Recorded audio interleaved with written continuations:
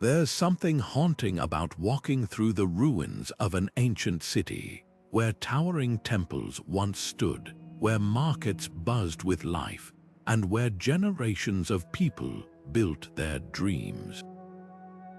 Now, all that remains are broken walls and whispers of the past. What could have brought such mighty civilizations to their knees? The answer lies in forces both unstoppable and unpredictable. Nature's fury, the chaos of war, and the relentless march of time. Today, we're stepping back into history to uncover 20 disasters that didn't just destroy cities, they rewrote the course of human civilization. Picture this, a thriving metropolis, its streets alive with traders, artisans, and scholars, its libraries filled with knowledge, its temples reaching for the heavens. Then, in an instant, or sometimes over agonizing years, everything vanishes. An earthquake shatters the ground beneath it, a fire rages unchecked, or the tides of war sweep through, leaving nothing but ashes and echoes. These weren't just tragedies for the people who lived through them. They were turning points that shaped the world we know today. From Pompeii's tragic burial under volcanic ash to the fall of Carthage, scorched and salted by its enemies, these stories are more than just history. They're warnings, lessons, and sometimes mysteries still waiting to be solved. But why do these ancient disasters matter to us now? Because they reveal the fragile thread that connects all human achievement. A single disaster could erase centuries of progress, yet from the rubble, new cultures rose, new ideas took root, and humanity found ways to rebuild. As we explore these 20 catastrophes, you'll see how they mirror the challenges we face today: natural threats, political turmoil, the delicate balance between growth and vulnerability. So come with us on this journey through time, where every fallen city has a story to tell, and every disaster holds a clue about our own resilience. By the end, you won't just remember these ancient tragedies, you'll feel their weight, their lessons, and their eerie relevance to the modern world. The eruption of Mount Vesuvius in the year 79 was no ordinary disaster. It was a cataclysm so sudden and violent that it left an entire city suspended in time. Pompeii, a bustling Roman town known for its vibrant streets, lavish villas, and thriving port, was buried under layers of scorching ash and rock in mere hours. What makes this tragedy so chilling isn't just the scale of destruction, but the eerie preservation it created. Walk through Pompeii today, and you'll see bread still sitting in ovens, coins scattered where they were dropped, and even the hollow spaces where victims once lay, their final moments captured in plaster casts. This wasn't just a natural disaster, it was a moment frozen in agony and surprise. Many residents had no warning, no chance to flee. Some sought shelter in cellars, only to be overcome by toxic gases. Others were caught in the open, clutching loved ones or precious belongings as the sky turned black. The volcano didn't just destroy, it immortalized. Frescoes survived with their colors still vivid, graffiti remained etched on walls, and even food stalls stood intact, offering a snapshot of daily life interrupted. But Pompeii's story isn't just about loss. It's a window into the past, a chance to study an ancient city with unparalleled clarity. Archaeologists have uncovered everything from intricate mosaics to medical tools, revealing how advanced Roman society truly was. And yet, for all its sophistication, Pompeii couldn't escape nature's wrath. The eruption didn't just erase a city, it reshaped history, reminding us that no civilization, no matter how grand, is immune to the forces of the earth. What's perhaps most haunting is how familiar it feels. The people of Pompeii weren't so different from us. They worked, loved, and dreamed, unaware their time was running out. Their tragedy forces us to confront an unsettling truth. disaster doesn't announce itself. It strikes when we least expect it, leaving behind lessons carved in ash and stone. As we move forward in our journey through history's greatest catastrophes, remember Pompeii not just as a relic of the past, but as a mirror reflecting our own vulnerability. The next disaster we explore will show another facet of this fragility, proving that nature isn't the only force capable of erasing cities from the map. The story of Troy reads like a cautionary tale written in smoke and blood, a city brought down not just by swords, but by deception. For 10 long years, its towering walls held firm against Greek armies, a testament to its strength and strategic brilliance. But in the end, it wasn't brute force that sealed Troy's fate. It was a clever trick, a wooden horse hiding soldiers within its hollow belly. The Greeks, pretending to sail away, left this gift at the gates, and when the Trojans dragged it inside, they unknowingly welcomed their own destruction. That night, as the city slept, Greek warriors crept out, opening the gates for their army to swarm in. By dawn, Troy was burning. What makes this disaster so haunting isn't just the flames or the slaughter, it's the layers of meaning behind it. Was Troy's fall a lesson about arrogance, as the ancient poets claimed? The Trojans ignored warnings about the horse, their pride blinding them to danger. Or was it a darker truth about war itself, that no matter how strong your walls, cunning can always find a way in?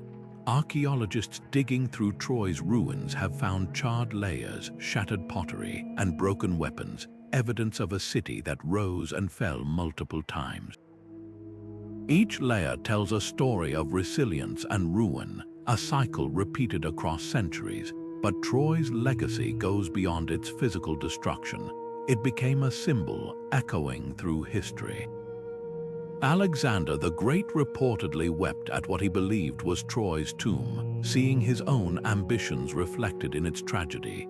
Even today, Trojan horse is shorthand for hidden danger, a warning that threats often come disguised as gifts.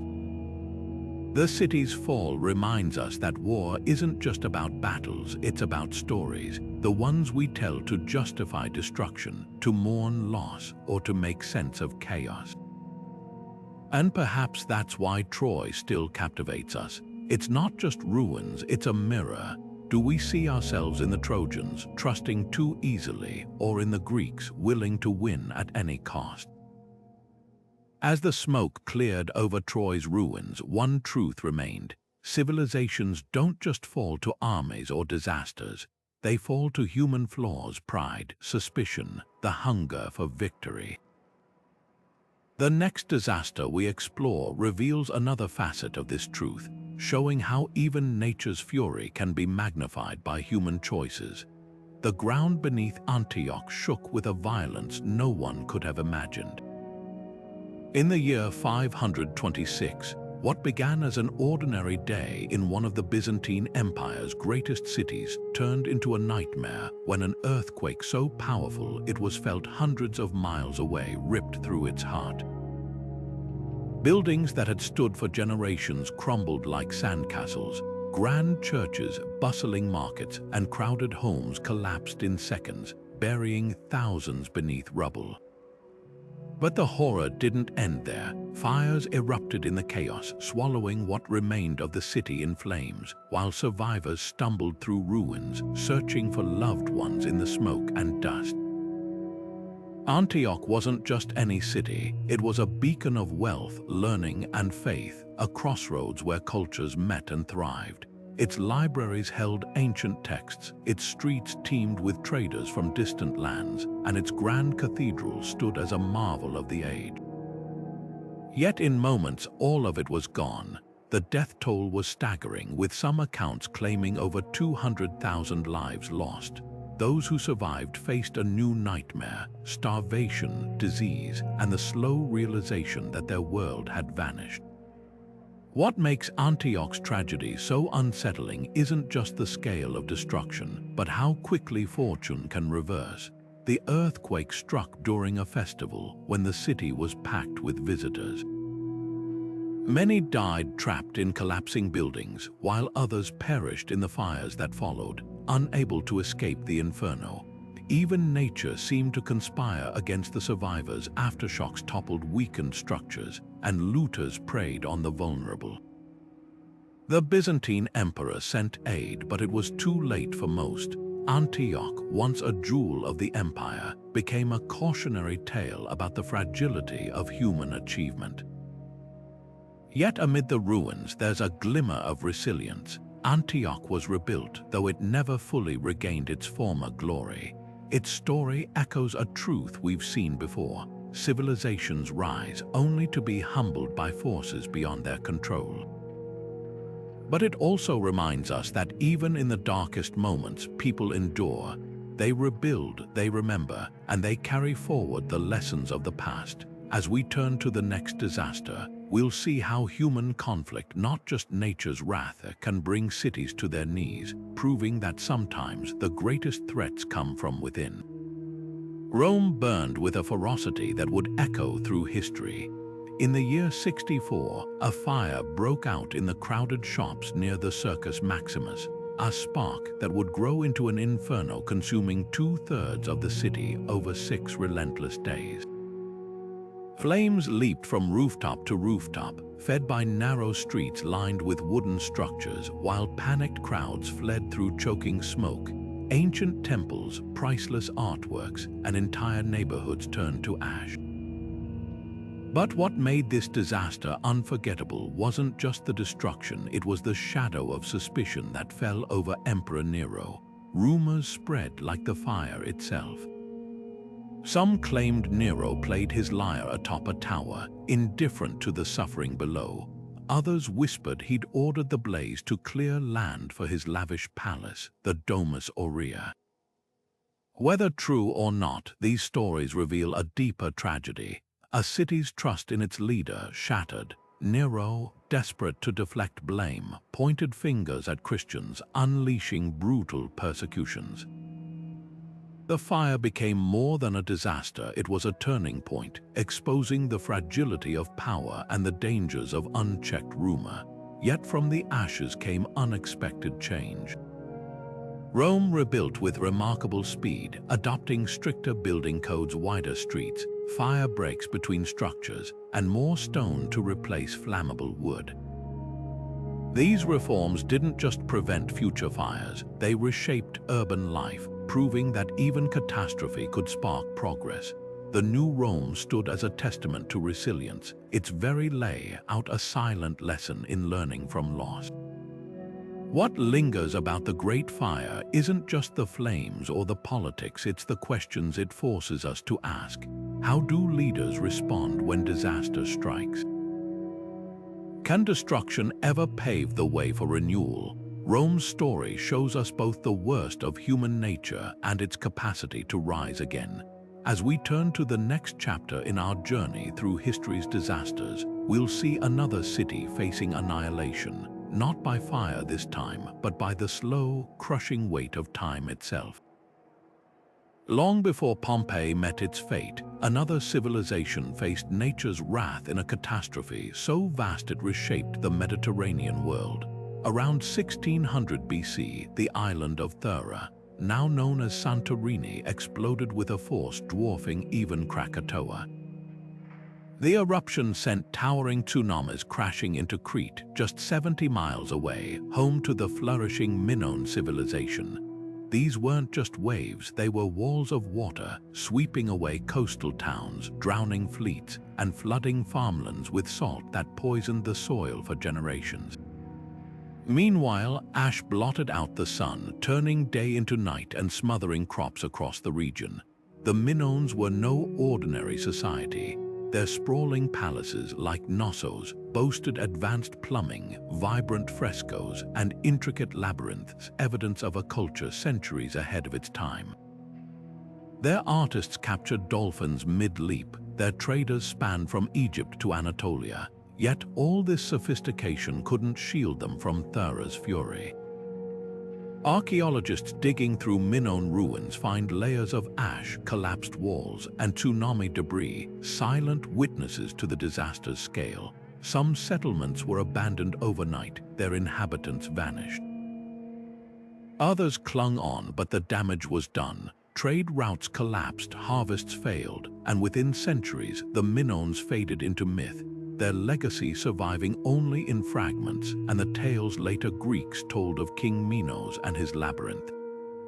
What makes Thera's eruption so chilling isn't just the destruction, it's the echoes of our own vulnerabilities.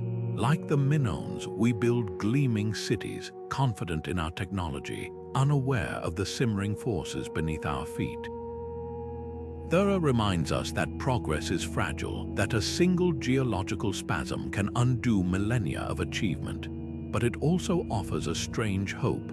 From the ashes of Minoan decline rose the Mycenaeans, who borrowed their art, their stories, and even their writing, proving that even in collapse, cultures leave seeds for others to cultivate.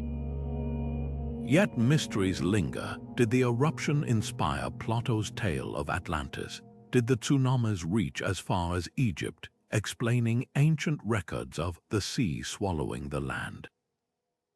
Thera's disaster isn't just a historical event, it's a puzzle, a warning, and a testament to humanity's dance with the unpredictable. As we turn to the next fallen city, we'll see how human hands, not nature, can wield the same destructive power, tearing down civilizations not with fire or water, but with the deliberate stroke of a conqueror's sword. Carthage's final moments were a masterclass in calculated annihilation. After decades of bitter rivalry, Rome's legions broke through the city's defenses in the year 146 BC, unleashing a fury that would erase an empire from the map. For 6 days, the streets ran red as Roman soldiers methodically slaughtered Carthaginians, burned libraries, and toppled temples. But the true horror came after the killing stopped. According to legend, the victors scattered salt into the soil, a symbolic curse to ensure nothing would ever grow there again. This wasn't just conquest, it was eradication, a deliberate attempt to sever a people from their past and future. The tragedy of Carthage runs deeper than its physical destruction. This was a city that had rivaled Rome in wealth, naval power, and cultural sophistication. Its harbor bristled with ships, its markets overflowed with goods from across the Mediterranean, and its scholars preserved knowledge spanning astronomy, agriculture, and engineering. Hannibal, Carthage's legendary general, had marched elephants over the Alps to challenge Rome itself, a feat of strategy still studied today. Yet almost none of Carthage's writings survived the sack. The loss is immeasurable. Entire philosophies, scientific discoveries, and histories turned to ash, leaving us to piece together their brilliance through Roman accounts, often written by their enemies. What makes Carthage's fate so unsettling isn't just the violence, but the chilling precision of its erasure. Rome didn't merely defeat a rival, it sought to unmake them. The salting myth, whether literal or symbolic, reveals a truth about power. When empires fear resurgence, they don't just conquer land, they attack memory itself. Carthage became a warning, a name synonymous with total defeat. Yet, even in ruin, it refused to vanish completely. Centuries later, Julius Caesar rebuilt the city, and within generations, it flourished anew, proof that some legacies are harder to bury than salt can reach. This disaster forces us to confront a darker side of human ambition. The Punic Wars weren't just battles over territory, they were clashes of identity, fueled by generations of mutual hatred. Rome's victory reshaped the ancient world, but at what cost? How much wisdom was lost in those smoldering libraries? How many voices silenced? Carthage's story is a reminder that war doesn't just destroy buildings, it steals futures, leaving gaps in history we'll never fill. As we turn to the next fallen city, we'll see how even nature's most destructive forces can sometimes pale beside the wreckage left by human hands. Sparta stood as a symbol of unbreakable strength, a city forged in iron discipline, where every citizen was a soldier and weakness had no place. Its warriors were legends, its name struck fear across ancient Greece. Yet in the year 464 BC, in a single violent tremor, the earth itself proved stronger. The earthquake that struck Sparta wasn't just destructive, it was humbling. Homes collapsed like sandcastles, temples crumbled, and the city's famed agora, the brutal training ground where young Spartans became warriors, was reduced to rubble. But the true devastation lay in the human cost. Thousands perished, including a staggering number of the city's elite soldiers, the backbone of its military might. This wasn't just a tragedy, it was a turning point. Sparta's identity was built on invincibility, on the idea that their way of life made them untouchable. The earthquake shattered that illusion. With so many warriors gone, the city's power waned. Neighboring states, long held in check by Sparta's fearsome reputation, saw an opportunity. The Helots, Sparta's enslaved population, seized the moment to revolt, further straining the crippled city. What nature started, human conflict compounded. In the years that followed, Sparta never fully regained its former dominance. The earthquake didn't just topple buildings, it cracked the foundation of a society. What makes this disaster so compelling isn't just the physical damage, but the psychological blow. How does a culture built on strength respond when the ground beneath it literally gives way? Sparta's leaders tried to downplay the catastrophe, refusing outside aid to maintain an image of resilience. But the cracks were undeniable. The earthquake exposed a truth Sparta had ignored. No amount of discipline could shield them from forces beyond human control. Modern seismologists studying the region have found evidence of massive fault lines beneath the Peloponnese, a reminder that Sparta's fate wasn't random, it was geological inevitability. Today, cities along similar fault lines, from San Francisco to Istanbul, face the same precarious reality. Sparta's story isn't just ancient history, it's a warning etched in stone. The earth doesn't care about reputation, military prowess, or cultural pride. When it shifts everything built atop, it must reckon with the consequences. Yet there's a quiet irony here. Sparta's greatest strength, its rigid, uncompromising culture, became its greatest weakness in the aftermath. Societies that adapt survive disasters. Those that cling to shattered myths risk being buried by them. As we turn to the next fallen city, we'll see how even the most advanced civilizations can crumble when they mistake ingenuity for invincibility. The flames that engulfed Persepolis in the year 330 BC were more than just fire. They were the scorching signature of a conqueror's rage. Alexander the Great, standing at the height of his power, watched as the glittering capital of the Achaemenid Empire burned. Some historians claim it was a drunken impulse, a reckless act after a night of celebration. Others argue it was deliberate, a symbolic strike meant to shatter Persian pride once and for all. Whatever the truth, the result was the same. Palaces that had taken generations to build were reduced to blackened ruins in a single night. Marble columns cracked in the heat, intricate reliefs depicting kings and gods melted away, and towering gateways collapsed into smoldering heaps. This wasn't just destruction, it was the erasure of an empire's soul. Persepolis wasn't just a city, it was a masterpiece, built by Darius the Great and expanded by his successors. Its terraces gleamed with gold. Its halls echoed with the footsteps of emissaries from every corner of the known world. The Apodonis staircase alone was a marvel, carved with images of 23 subject nations, bringing tribute proof of Persia's vast reach and cultural harmony. For nearly 200 years, this city had stood as the beating heart of an empire that stretched from the Nile to the Indus, and then, in the span of hours, it was gone. What makes this disaster so chilling isn't just the loss of beauty, but the fragility of legacy. Alexander, who admired Persian culture even as he waged war against it, might have preserved Persepolis as a trophy of his conquest. Instead, he chose annihilation. Was it vengeance for the Persian burning of Athens a century earlier? A message to any who might dare resist him. The fire became a turning point, marking not just the end of Persian dominance, but the moment Alexander's campaign shifted from liberation to outright domination. Yet even in ashes, Persepolis refused to be forgotten. The ruins became a pilgrimage site for later rulers, from the Sassanids to the Qajars, each drawn to its lingering grandeur. Modern archaeologists have painstakingly reconstructed fragments of its glory, a headless statue here, a surviving frieze there, whispers of what once was. The tragedy of Persepolis forces us to confront a difficult truth. History isn't just written by time or nature. It can be rewritten violently by those who hold the torch.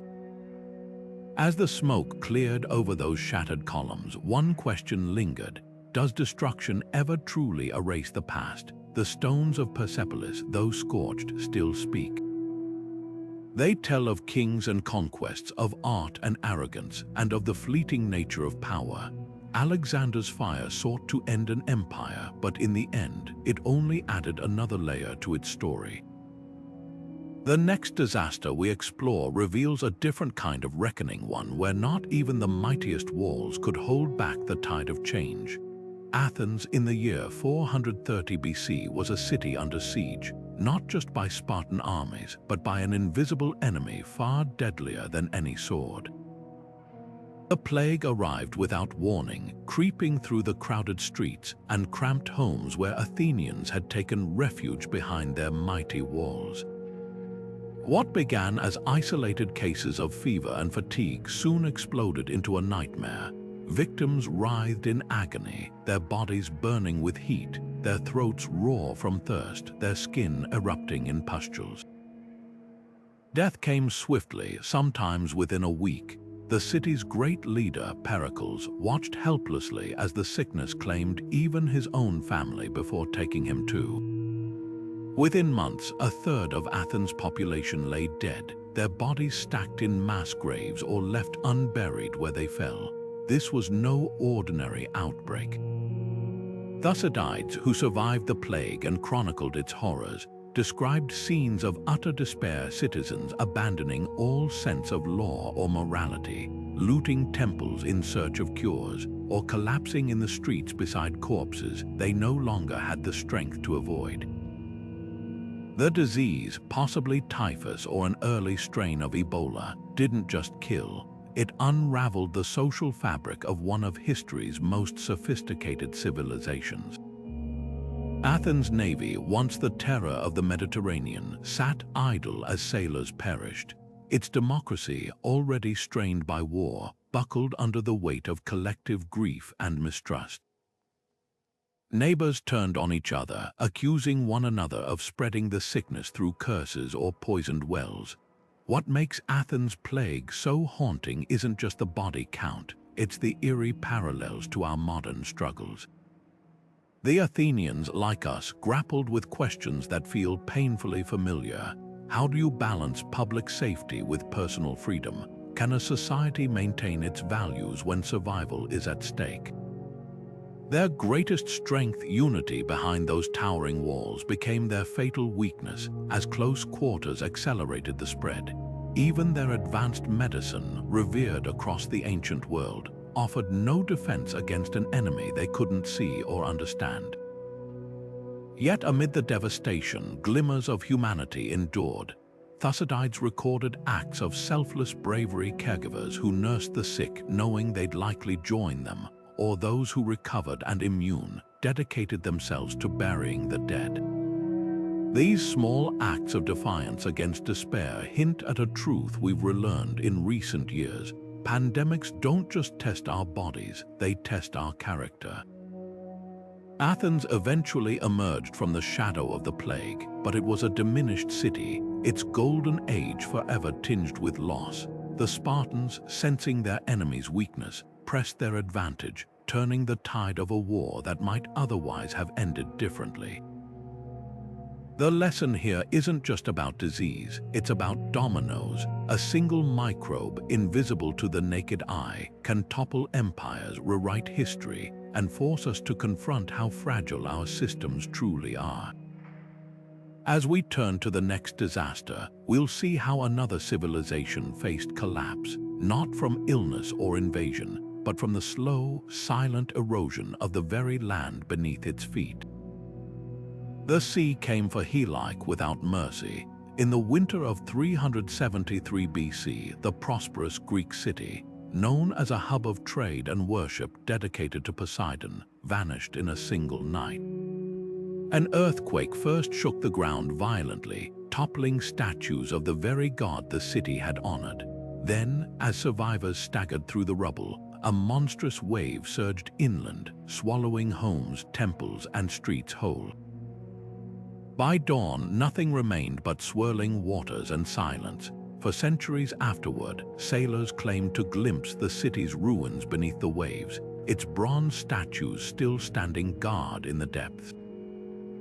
But as time passed, even these sightings faded, and Helike became little more than a cautionary tale, a myth about divine punishment.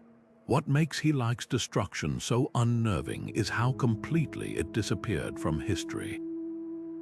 Ancient writers like Strabo and Pausanias recorded its fate, but with no physical evidence, scholars dismissed it as legend until 2003, when archaeologists finally uncovered its remnants buried under layers of silt and seawater.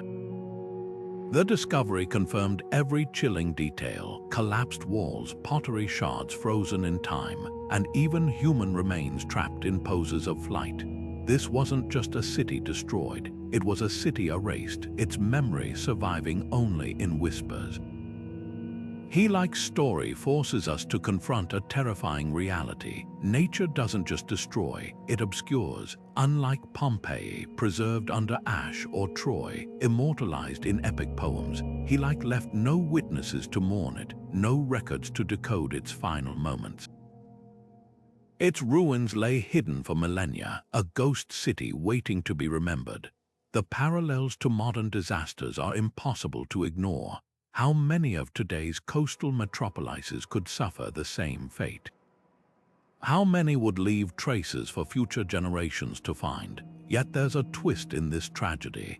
Helike's rediscovery didn't just solve an ancient mystery, it rewrote history. The city's layout revealed advanced engineering, with earthquake-resistant buildings and intricate drainage systems far ahead of their time. Even in its final moments, Helike was innovating, adapting to the very forces that would ultimately claim it. That duality, brilliance and fragility, echoes across the ages. We build, we improve, we defy the odds until suddenly the ground shifts and the sea rises. Perhaps the most haunting lesson of Helike isn't about loss but legacy. The city's name lived on in stories long after its stones were forgotten, proof that even the most total destruction can't fully extinguish memory. As we turn to the next disaster, we'll see another civilization confronting annihilation, not by water this time, but by the slow, suffocating grip of the desert. Jerusalem burned in the summer of 70 AD, but the fires that consumed the Second Temple ignited a flame of remembrance that would never go out. For 5 brutal months, Roman legions under Emperor Titus tightened their grip around the city, cutting off food supplies until starvation drove desperate residents to unspeakable acts. When the walls finally crumbled, the carnage was unimaginable. Streets choked with bodies, the sacred Temple Mount desecrated, and survivors marched in chains toward slave markets. This wasn't just a military victory, it was cultural obliteration, an attempt to sever a people from their spiritual heart. The gold menorah looted from the temple's ruins later appeared carved into Rome's triumphal arch of Titus, a mocking monument to conquest. What makes Jerusalem's fall so pivotal isn't just the scale of suffering, it's how it reshaped an entire faith. The Second Temple had stood for nearly 600 years, the center of Jewish worship, sacrifice, and identity. Its destruction forced a radical reinvention of Judaism itself. Without a temple, priests gave way to rabbis, animal sacrifices transitioned to prayer and study, and synagogues became the new spiritual anchors. The diaspora, already underway, accelerated into a vast scattering, communities stretching from Babylon to Spain, each preserving traditions while adapting to foreign lands. This resilience in exile is perhaps Jerusalem's most enduring legacy, proving that even when stones are shattered, identity can endure, yet the siege horrors remain seared into memory. The historian Josephus, an eyewitness, recorded mothers resorting to cannibalism, rebels burning their own grain stores to force defiance, and factions within the city turning on each other as the Romans advanced. The temple's final moments were apocalyptic, flames licking at gilded beams, priests leaping into the inferno rather than surrender, and the very stones cracking from the heat. When the smoke cleared, Titus ordered only the western wall left, standing, a cruel reminder of what had been lost. Today, pilgrims still press prayers into its crevices, words echoing 2,000 years of longing. Jerusalem's tragedy holds a mirror to our own era, where cultural heritage often becomes collateral damage in conflict. From Palmyra to Timbuktu, the pattern repeats, symbols of identity targeted precisely because they hold meaning beyond material value. The Romans understood this well. Their victory wasn't complete until they'd erased the physical manifestation of Jewish faith. But here's the paradox they couldn't foresee. By scattering a people, they inadvertently globalized a tradition. Judaism, once rooted in a single sacred space, became portable, adaptable, and ultimately indestructible. The siege also reshaped history's geopolitical landscape. With Jerusalem in ruins, Rome cemented its dominance over Judea, while early Christianity, still a Jewish sect, began its gradual separation from temple-centered practices. The event reverberates through theology, art, and even modern politics, proof that some disasters don't end with the last ember. They smolder across centuries, their heat still felt in debates over land, faith, and memory. As we turn to the next fallen city, we'll witness nature's power to humble even the mightiest civilizations, not through war, but by the slow, inexorable shift of the earth itself. Mohenjo-Daro was a marvel of the ancient world. Its grid-like streets, advanced sewage systems, and uniform brickwork rivaling cities built millennia later. Yet around 1900 BC, this thriving hub of the Indus Valley civilization emptied, its bustling markets and public baths falling silent. Unlike Pompeii's sudden burial or Troy's fiery end, Mohenjo-Daro's decline was a slow unraveling, a mystery etched not in ash or sword marks, but in layers of silt and abandoned tools. Archaeologists sifting through its ruins find no mass graves, no signs of violent conquest, just empty homes and choked waterways, as if the city's people simply walked away. What doomed this urban masterpiece? The clues point to an insidious threat, a changing world. The mighty Indus River, lifeblood of the city, may have shifted course, leaving canals dry and fields barren.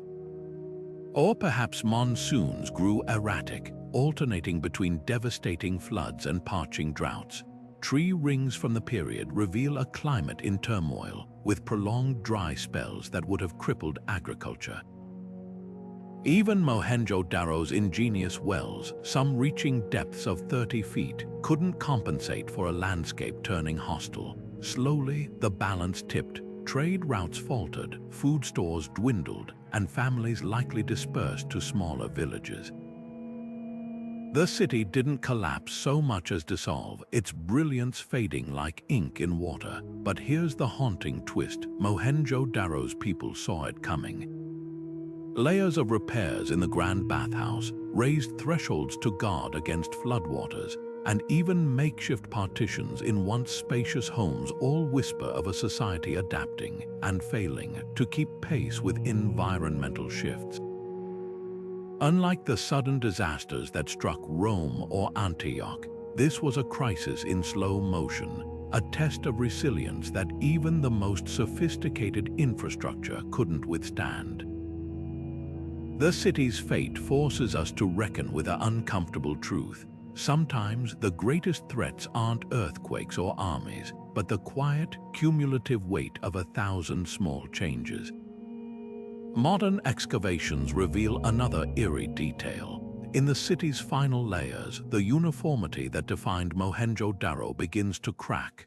New pottery styles appear, buildings deviate from the meticulous grid, and imported goods vanish, signs of a culture fraying at the edges. Some scholars suggest that as resources dwindled, social order fractured, leaving the city vulnerable to nomadic raiders. Others argue that the civilization didn't so much fall as transform, its people scattering and blending into new communities. Either way, the result was the same. One of history's first planned cities became a ghost, its language still undeciphered, its stories lost to time. Mohenjo-Daro's legacy lingers in the questions it leaves unanswered. How does a society so advanced, one with standardized weights, public trash bins, and multi-story homes, simply vanish without a clear villain or cataclysm? Perhaps that's why this disaster feels so unsettling today.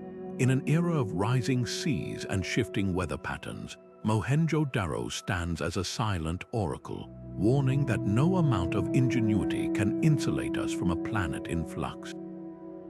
Its ruins don't just belong to the past, they map a possible future where the slow creep of environmental change writes endings even grand civilizations can't rewrite. The streets of Akrotiri were frozen in time long before Pompeii even existed. Around 1600 BC, this vibrant Minoan settlement on Santorini, then called Thera, vanished under a blanket of volcanic ash so thick it sealed entire buildings like time capsules. But what makes Akrotiri's story so fascinating isn't just the destruction, it's the eerie absence of human remains. Unlike Pompeii, where plaster casts capture victims in their final moments, Akrotiri's ruins suggest something remarkable. Its people might have seen disaster coming and escaped. Walking through the excavated streets today feels like stepping into a paused world. Three-story houses stand intact, their wooden staircases miraculously preserved. Storerooms overflow with giant pottery jars, still stacked as if waiting for merchants to return. Most astonishing are the frescoes' vibrant murals depicting saffron-gathering rituals, leaping dolphins, and flotillas of ships sailing under sapphire skies. These weren't just decorations, they were windows into a society that thrived on trade, celebrated nature, and perhaps even worshipped the very forces that would destroy them. The spring fresco, with its swirling swallows and blooming lilies, feels especially poignant, a snapshot of serenity before the storm. So how did Akrotiri's residents possibly evade fate? The answer lies in the layers. Archaeologists found no bodies, no hastily abandoned valuables, just orderly streets cleared of debris. The volcano didn't erupt without warning. Earthquakes likely rattled the island for weeks or months, giving inhabitants time to flee by sea. Some theorize the Minoans, seasoned sailors, had trade networks that doubled as escape routes. Others point to religious symbolism in the frescoes, images of gods subduing mythical beasts as possible clues that they interpreted tremors as divine signs. Whatever the reason, their disappearance speaks to a sophistication we rarely attribute to ancient societies, the ability to read nature's cues and act collectively. Yet Akrotiri's survival as a ghost town came at a cost.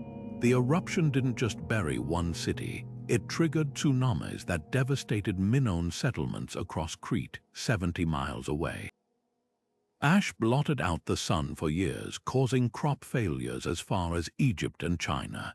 The disaster didn't just erase a city, it destabilized an entire Bronze Age world order. What lingers most about Akrotiri isn't the tragedy, but the questions. Did its refugees resettle elsewhere, carrying their art and customs to new lands? Could their evacuation be history's first recorded disaster preparedness plan? The city's silent streets remind us that sometimes the most compelling ruins aren't those that capture death, but those that whisper of life stubbornly clinging on. As we turn to our next disaster, we'll see how another civilization faced annihilation, not by nature's fury this time, but by the unraveling of the very systems that once made it great. Babylon's fate reads like history's grandest tragedy, a city that rose to dazzling heights only to crumble again and again under the boots of conquerors. At its peak, this Mesopotamian marvel was nothing short of a wonder. Towering ziggurats piercing the sky, the legendary hanging gardens cascading with greenery, and walls so thick 2 chariots could race atop them. The Ishtar Gate alone, with its lapis lazuli tiles and golden reliefs of dragons, stood as a testament to Babylonian ambition. Yet for all its grandeur, Babylon became a prize fought over for centuries, its streets echoing with the footsteps of one invader after another. The first major blow came in 1595 BC when the Hittites, a people from Anatolia, sacked the city with terrifying efficiency. They didn't just loot Babylon, they shattered its aura of invincibility. But like a phoenix, the city rose again under Nebuchadnezzar II, reaching new heights of splendor. His reign saw Babylon reborn as a cultural and scientific powerhouse, where astronomers mapped the stars and mathematicians refined the very concept of time. Yet even this golden age couldn't last. The Persians under Cyrus the Great swept in 539 BC, not as destroyers but as liberators, at least according to Cyrus's own propaganda. His famous cylinder, often called the First Declaration of Human Rights, claimed he freed Babylon's people from their oppressive rulers. Whether true or not, the message was clear: empires rise and fall, and Babylon was no exception. But the cruelest twist came centuries later when Alexander the Great, standing in Nebuchadnezzar's palace, dreamed of making Babylon his imperial capital. Instead, the city became his tomb. After Alexander's sudden death in 323 BC, his generals abandoned Babylon to squabble over his empire, leaving the once great city to decay. The Euphrates, its lifeblood for millennia, slowly silted up, turning bustling docks into stagnant marshes. Grand temples crumbled into dust, and the hanging gardens, if they ever existed, vanished without a trace. By the time Muslim conquerors arrived in the 7th century, Babylon was little more than a quarry, its bricks hauled away to build new cities. What makes Babylon's decline so haunting isn't just the scale of its fall, it's the inevitability. No walls, no matter how thick, could keep out time itself. The city's story mirrors the fate of all empires. They expand, they shine, and then, whether through invasion, mismanagement, or sheer exhaustion, they fade. Modern archaeologists sifting through Babylon's ruins find layers upon layers of history, each civilization building atop the rubble of the last, each convinced they'd be the exception to the rule. Yet even in ruin, Babylon refused to be forgotten. Its myths, the Tower of Babel, the Code of Hammurabi, echo through Western culture. Its astronomical records laid the groundwork for modern science. And its name became synonymous with both human achievement and hubris. The lesson here isn't just about the cyclical nature of power, it's about legacy. Cities fall, but ideas endure, As we turn to the next disaster, we'll see how another civilization faced collapse not under foreign swords this time, but under the weight of its own forgotten infrastructure. The morning of November 1st, 1755 began like any other All Saints' Day in Lisbon, church bells ringing, candles flickering in cathedral alcoves, families gathering for Mass. Then, without warning, the ground convulsed with such violence that entire streets rippled like fabric. The Great Lisbon Earthquake, estimated at nearly 9.0 in magnitude, lasted less than 10 minutes but reduced one of Europe's wealthiest cities to ruins. Stone facades crumbled onto packed churches, burying worshippers alive. The Royal Opera House, hosting a holiday performance, collapsed mid-area, but the horror wasn't over. As survivors staggered through dust-choked alleys, fires erupted from overturned kitchen hearths and altar candles, merging into an inferno that raged for days. Then came the final blow. A tsunami surged up the Tagus River, swallowing the waterfront and dragging ships inland like toys. By the time the waters receded, between 60 and 100,000 lay dead, a third of Lisbon's population erased in hours. What makes this disaster pivotal isn't just its scale, it's how it shattered Europe's intellectual complacency. Philosophers like Voltaire seized on Lisbon's suffering to challenge the era's sunny optimism. How could a benevolent God allow such indiscriminate slaughter? Theologians struggled to explain why so many perished in holy places on a sacred day. Meanwhile, practical minds like the Marquis of Pombal, Portugal's prime minister, saw opportunity in the rubble. His famous order, "Bury the dead and feed the living," marked a seismic shift in disaster response. Gone were appeals to divine wrath. In their place came systematic relief efforts, military organized rescue teams, and even early psychological support for survivors. Lisbon's rebirth became a blueprint for modern cities. Pombal's engineers designed wider streets to prevent collapsing buildings from creating firebreaks, introduced earthquake-resistant cage construction with wooden frameworks inside walls, and mapped the first grid-based urban renewal. They even conducted what we'd now call disaster surveys, asking parish priests to detail damage patterns, an early attempt at seismic science. This pragmatic response didn't just rebuild a city, it planted seeds for the Enlightenment's faith in human reason over blind fate. Yet Lisbon's echoes reach beyond brick and mortar. The disaster exposed the fragility of colonial empires when tremors destroyed Brazilian sugar mills and Caribbean ports, disrupting global trade.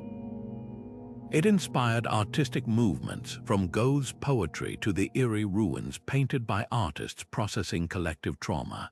Most hauntingly, it forced Europe to confront an unsettling truth: civilization's progress offered no shield against nature's chaos. That tension between human ambition and planetary forces still defines our cities today. Standing in Lisbon's rebuilt Bexa district, now with its orderly squares and symmetrical facades, you'd never guess the devastation beneath. But the earthquake's legacy lingers in every earthquake drill, every building code, every disaster app on our phones. Lisbon taught the world that calamity isn't just something to mourn, it's something to learn from. The next disaster we explore reveals another lesson: how even the mightiest monuments can fall when the very earth beneath them turns traitor. Nineveh's final moments were a symphony of vengeance. After centuries of ruling the ancient world with an iron fist, the Assyrian Empire, feared for its brutal tactics and unmatched military, met its end not with a whimper but with a firestorm. In 612 BC, a coalition of Babylonians, Medes, and Scythians breached the city's legendary walls, unleashing a fury that had simmered for generations. The streets ran red as invaders slaughtered citizens, torched palaces, and toppled temples. By the time the smoke cleared, Nineveh, once the largest city on earth, was little more than a smoldering scar on the landscape. The destruction was so complete that within a few centuries, even its location faded from memory, its name surviving only in biblical texts as a cautionary tale of divine punishment. What makes Nineveh's fall so chilling isn't just the violence, it's the irony. This was a city built on conquest, its kings boasting of mountains of skulls and rivers of enemy blood. The Assyrians didn't just defeat rivals, they terrorized them, deporting entire populations and flaying rebels alive as warnings. Their capital reflected that might, towering walls wide enough for chariot processions, aqueducts feeding lush royal gardens, and libraries crammed with cuneiform tablets documenting their dominance. Yet in the end, those very atrocities bred the hatred that consumed them. The coalition that sacked Nineveh wasn't just an alliance of convenience, it was a gathering of victims united by shared trauma. Archaeologists digging through Nineveh's ruins centuries later found eerie evidence of the city's sudden demise.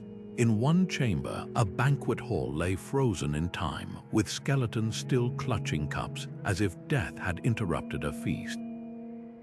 Elsewhere, clay tablets from King Ashurbanipal's famed library, some of the most sophisticated literature of the ancient world, were charred but miraculously preserved, their cracked surfaces detailing everything from epic poetry to medical remedies.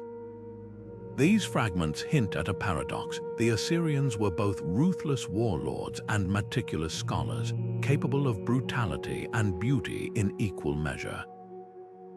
Yet Nineveh's greatest legacy might be the lesson it left behind. Empires that rule by fear, it seems, sow the seeds of their own destruction. The Assyrians' reliance on terror as a governing strategy created a web of enemies who waited patiently for the moment weakness appeared. When civil war and overextension cracked Assyria's facade, those enemies pounced with a violence mirroring their oppressors' own methods. The city's ruins, rediscovered in the 19th century, now stand as a stark reminder. No power, no matter how invincible it seems, is immune to the tides of resentment it creates.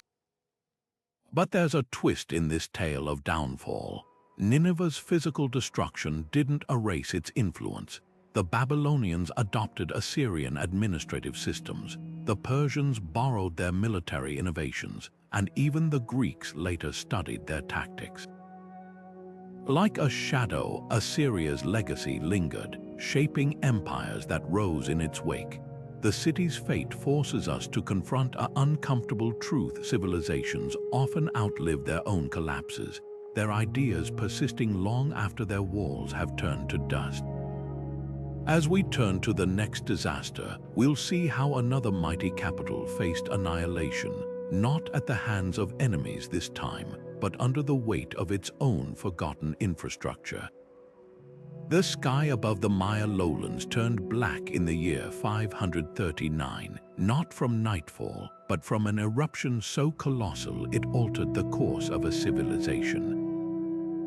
Ilopango, a volcano in what is now El Salvador, detonated with a force 60 times greater than Mount St. Helens, launching enough ash and sulfur into the atmosphere to blot out the sun across Mesoamerica.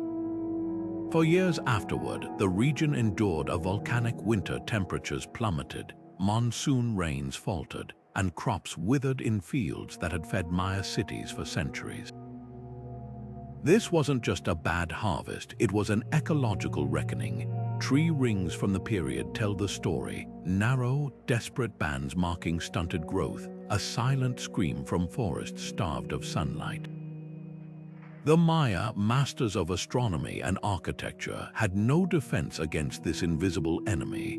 Their meticulously plotted calendars couldn't predict it, their terraced farms couldn't withstand it, and their gods, it seemed, couldn't stop it. In the Patane Basin, where towering pyramids once cast shadows over bustling plazas, societies began to unravel. Trade networks that had carried jade and obsidian across thousands of miles dissolved as city-states turned inward, hoarding dwindling resources. The archaeological record reveals grim clues, mass graves with signs of malnutrition, hastily abandoned ceremonial centers, and hieroglyphs that shift from boasts of royal triumphs to pleas for divine intervention. What makes Ilopango's eruption so haunting isn't just the immediate devastation, it's the slow-motion collapse that followed. Unlike Pompeii's instant burial or Troy's fiery end, this disaster played out over generations. Some cities adapted, shifting to drought-resistant crops like manioc or relocating nearer to cenotes, the sacred sinkholes that held precious water.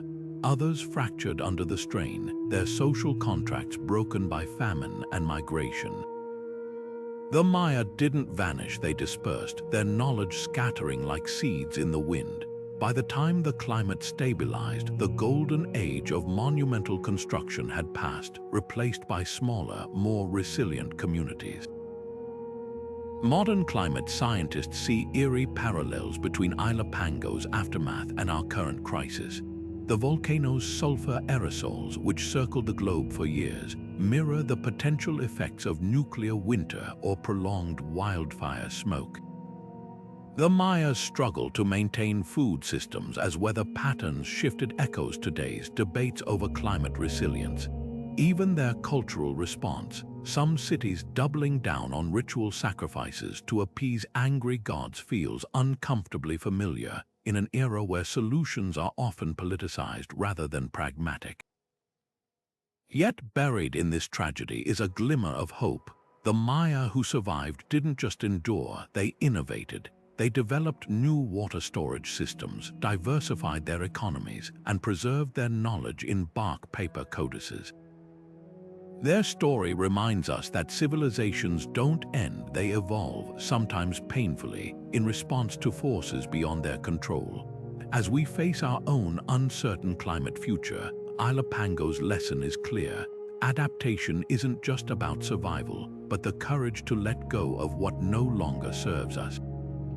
The next disaster we explore reveals another civilization confronting collapse, not from nature's fury this time, but from the unraveling of the very ties that bound it together. Constantinople in 1204 was supposed to be a holy ally, not a target. The Fourth Crusade had set out to reclaim Jerusalem from Muslim rule, but when Venetian merchants demanded payment for their ships, the Crusaders made a fateful detour toward the richest Christian city in the world. What followed wasn't conquest, it was sacrilege. For 3 days, knights who'd sworn oaths to protect Christendom rampaged through Constantinople, smashing icons, melting sacred relics for bullion, and setting fires that consumed entire libraries. The Hagia Sophia, crown jewel of Byzantine architecture, became a scene of horror as soldiers tore silver from the altar and prostituted nuns on its marble floors. This wasn't just looting, it was the desecration of 1,000 years of culture, all in the name of the same faith the city had championed since the age of Constantine. The scale of loss was staggering. Priceless manuscripts, ancient Greek plays, scientific treatises, theological works fed bonfires. Bronze statues from antiquity were melted down for coinage. The famous hippodrome's 4 gilded horses were hauled away to Venice, where they still stand today as trophies of betrayal. But the real tragedy wasn't the plunder, it was the fractures it left behind. The Byzantine Empire never fully recovered. Though Constantinople would rise again in 1261, its power was diminished, its treasures scattered across Europe like shards of a broken mirror. The Crusaders, meanwhile, carved up Byzantine lands into petty Latin kingdoms, fragmenting a civilization that had stood as Europe's bulwark against Eastern invasions for centuries. What makes this disaster so unsettling isn't just the violence, it's the hypocrisy. These were men who wore crosses on their tunics, who'd vowed to fight for Christian unity. Yet faced with debt and opportunity, they chose to sack a sister city rather than face the hardships of their original mission. Their actions exposed the dark pragmatism beneath medieval piety. faith could be a banner to rally under or a blade to wield against the inconvenient. Even Pope Innocent III, who'd authorized the crusade, was horrified, condemning the attack as an execrable deed that turned swords against fellow believers. Yet Constantinople's story doesn't end in ashes. The diaspora of scholars fleeing the chaos carried precious knowledge westward, fueling the Italian Renaissance. Aristotle's works, preserved by Byzantine scribes, reached Thomas Aquinas. Mathematical texts sparked innovations in medieval Europe. The city's fall became an accidental bridge between antiquity and modernity, proving that even in destruction, ideas find ways to endure. The lesson here cuts deep. Ideological fervor, untethered from moral restraint, can ravage civilizations as thoroughly as any earthquake or plague. The Crusaders didn't just break a city, they broke trust, proving that no alliance, no shared faith, is immune to the corrosive lure of power and greed. As we turn to the next disaster, we'll see how another great capital faced collapse, not from foreign invaders this time, but from the slow erosion of the very systems that once made it invincible. Petra's silent abandonment is one of history's most haunting vanishings, a city that didn't fall to war or cataclysm, but simply faded away as the world moved on. Nestled in Jordan's rose-red cliffs, this Nabatean marvel was once the beating heart of trade routes linking Arabia, Egypt, and the Mediterranean. Caravans laden with frankincense, spices, and silk streamed through its narrow sick, their goods taxed by Petra's savvy merchants, who funneled the wealth into carving temples, tombs, and theaters directly into the rock. At its peak, Petra was a hydraulic engineering masterpiece, with channels and cisterns harnessing desert springs to sustain lush gardens and public fountains, an oasis of sophistication in the arid wilderness. Then, almost imperceptibly, the lifeblood of the city began to drain away. The first blow came from shifting commerce.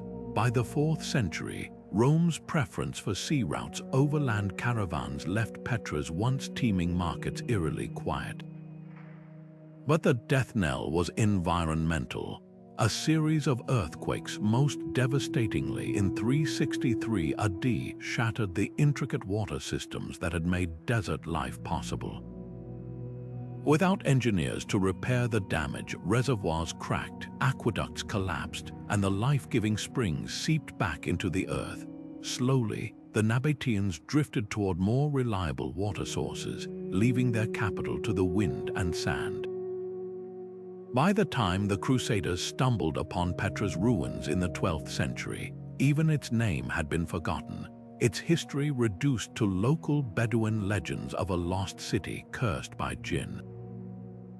What makes Petra's decline so poignant is its gradualness. Unlike Pompeii or Troy, there was no single moment of destruction, just the slow accumulation of small defeats. The Grand Treasury, its facade still glowing like a mirage in the desert sun, stood witness as roof by roof, neighborhood by neighborhood, the city emptied. The very cliffs that had sheltered Petra became its tomb, swallowing the whispers of merchants, the laughter of children, the chiseling of artisans. By the time Swiss explorer Johann Ludwig Burckhardt rediscovered it in 1812, tricking local guides into leading him there by pretending to make a religious pilgrimage, Petra had slept for centuries, its existence surviving only in cryptic references in ancient texts. Yet Petra's legacy defies its abandonment. The city's ingenious water management, over 200 cisterns, found so far inspires modern desert communities facing climate change. Its rock-cut architecture, blending Greek, Egyptian, and Assyrian styles, reveals a culture both pragmatic and cosmopolitan. Even its silence speaks volumes, reminding us that civilizations don't always collapse in fire and chaos. Sometimes they simply exhale, their greatness dissolving like footprints in a shifting dune. The lesson here isn't just about lost glory, it's about adaptability. The Nabateans didn't vanish, they evolved, merging into the Roman Empire, then later Arab caliphates, their descendants still thriving in the region today.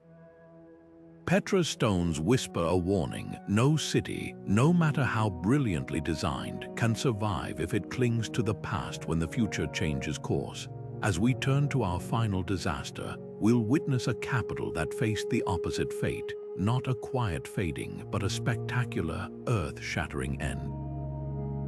The collapse of the Bronze Age civilizations wasn't just a single disaster. It was a domino effect of failures that toppled an entire world order. Around 1200 BC, cities from Greece to Anatolia, from Egypt to Mesopotamia, fell like houses of cards. The Mycenaean palaces burned, their frescoes blackened by sudden fires. The Hittite Empire, once a military powerhouse, vanished so completely that its capital, Hattusa, was forgotten for millennia. Even Egypt, long the bedrock of stability, reeled from invasions and famine. This wasn't just bad luck, it was a systemic unraveling, a warning etched in clay tablets and crumbling walls about how tightly linked societies can fall together. What caused this cataclysm? The answer lies in a web of interconnected crises. Tree rings from this period tell a story of prolonged drought years without rain that withered crops and emptied granaries. At the same time, mysterious raiders known only as the Sea Peoples surged across the Mediterranean, their origins still debated today. Were they displaced climate refugees, opportunistic pirates, or a coalition of desperate migrants? Ancient Egyptian inscriptions depict them as an unstoppable horde, fighting to fill their bellies daily. But the truth may be even more unsettling.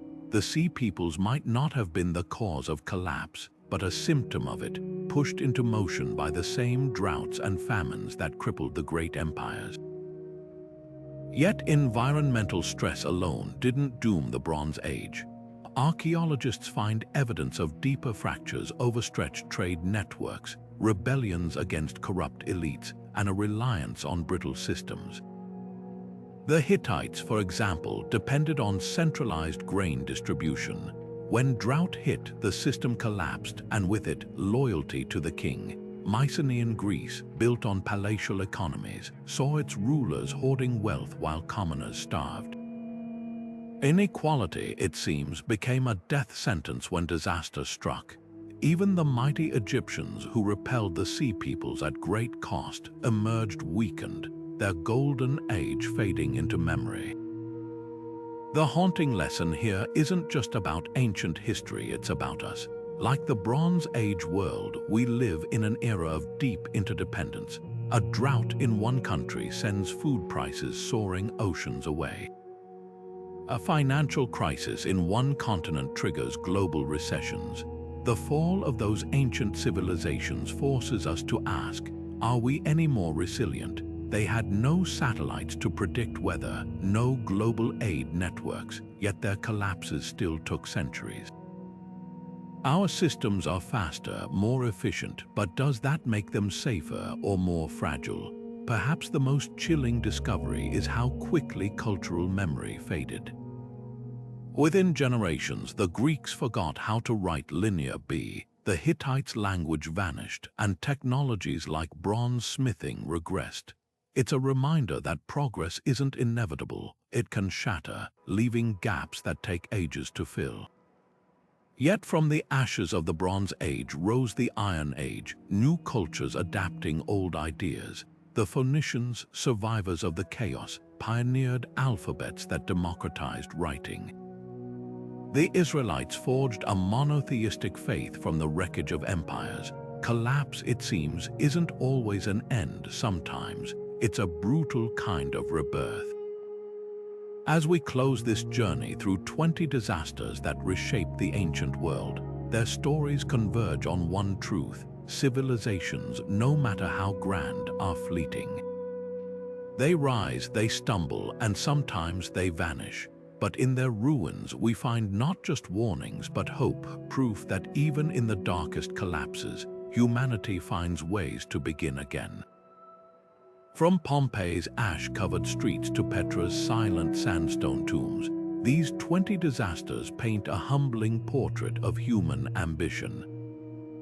They remind us that no matter how grand our cities, how sophisticated our technology, or how mighty our empires, we are always at the mercy of forces beyond our control, whether it's the rumble of a volcano, the crack of an earthquake, or the folly of our own conflicts. But here's the paradox. In their broken columns and buried artifacts, these fallen cities speak not just of endings but of beginnings. Every collapse seeded something new. The ashes of Minoan Thera fertilized Mycenaean culture. The scattered scholars of Constantinople ignited the Renaissance. Even Carthage salted earth eventually gave life to new gardens. What makes these stories so urgent today isn't just their drama, it's their relevance. When we see Mohenjo-Daro's empty wells, we think of modern cities draining aquifers faster than rain can replenish them. When we read of Rome's fire or Antioch's earthquake, we recognize our own vulnerabilities in crowded megacities built along fault lines. The Bronze Age collapse, with its web of failed trade and climate stress, mirrors our interconnected world's fragility. History doesn't repeat, but it rhymes, and right now the echoes are deafening. Yet there's hope in the wreckage. These civilizations didn't just vanish, they taught us how to endure. The Maya adapted to drought by rediscovering ancient water systems.